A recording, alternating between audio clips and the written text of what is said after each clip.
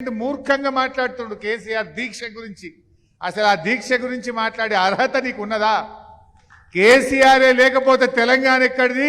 తెలంగాణ లేకపోతే నీకు ఆ టీపీసీసీ అధ్యక్ష పదవి ఎక్కడిది? అరే మీ పార్టీ అగ్రనాయకుడు ప్రణబ్ ముఖర్జీ రాసిన పుస్తకం చదువు.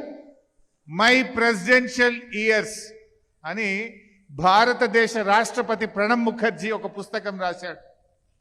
ఎందుకంటే తెలంగాణ మీద ప్రణబ్ ముఖర్జీ కమిటీ వేసింది ఆనాటి యూపీఏ ప్రభుత్వం, సంప్రదింపులు చేసింది ఆనాడు ప్రణబ్ ముఖర్జీ, తెలంగాణ బిల్లు మీద సంతకం పెట్టింది ప్రణబ్ ముఖర్జీ, రాష్ట్రపతిగా గెజిట్ పబ్లిష్ చేసింది ప్రణబ్ ముఖర్జీ.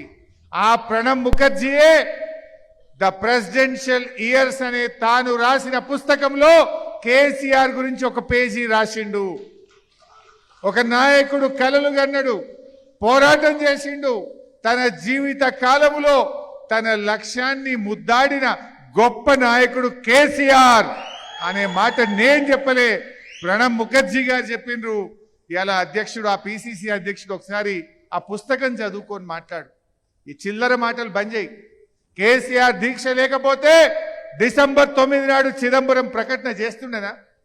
డిసెంబర్ 9 ప్రకటన కేసీఆర్ దీక్ష ఫలితం. యావత్ తెలంగాణ జాతి ఒక్కటై రోడ్ల మీదకి వచ్చి తెలంగాణ అగ్ని గుండంగా మారింది. గజగజలాడిపోయి ఐబీ రిపోర్ట్లతో ఆనాటి కేంద్ర ప్రభుత్వం దిగొచ్చి తెలంగాణ ఇచ్చింది తప్ప ప్రేమతో నియ్యలే. ఇలా దీక్షలు మనవంతు, కక్షలు కాంగ్రెస్ వంతు. ఇవాళ ఉద్యమాలు మనవంతు, ఉత్తుత్త హామీలు కాంగ్రెస్ వంతు. మిలియన్ మార్చ్ మనవంతు, మిలియన్ల కొద్ది డబ్బులు ఢిల్లీకి మూటలు కట్టుడు కాంగ్రెస్ వంతు అయిపోయింది. రేవంత్ రెడ్డి కూడా ఇలా మాట్లాడుతుండు. అయ్యా రేవంత్ రెడ్డి, అసలు తెలంగాణ ఉద్యమంలో నీ మీద ఒక్క కేసు ఉన్నదా? ఒక్క కేసు? మా మీద వందల కొద్ది కేసులున్నాయి, 370 కేసులున్నాయి నా మీద. నీ మీద ఒక్క కేసు ఉన్నదా? నువ్వు ఒక్కనాడన్నా తెలంగాణ కోసం రాజీనామా చేసినావా రేవంత్ రెడ్డి? రైలు రోకో చేసినావా నీ ముఖానికి?